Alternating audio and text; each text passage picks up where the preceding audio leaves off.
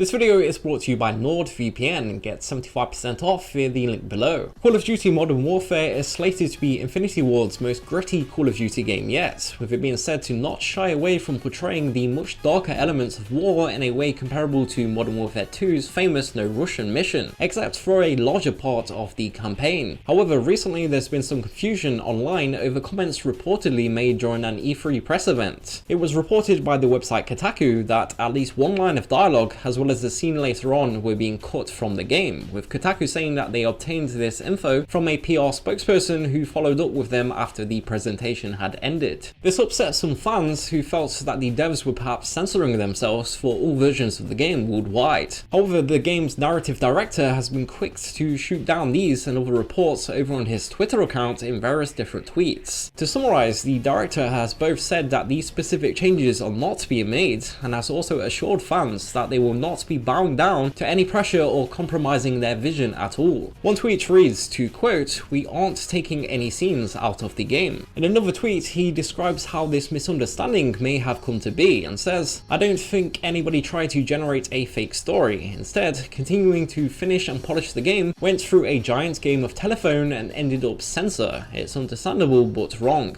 For some further context, here are some more tweets from the director. One tweet says that we will never censor the campaign and that those are rumours, not true. Another tweet has concisely expressed, no compromises. Another, no censoring, never. All we are doing is polishing and sharpening our vision to make this the best campaign you've ever experienced. In one tweet, a fan said, just please don't change the campaign because some press couldn't handle an M-rated game. To which the director replied, don't worry. Another simply reads, no censoring.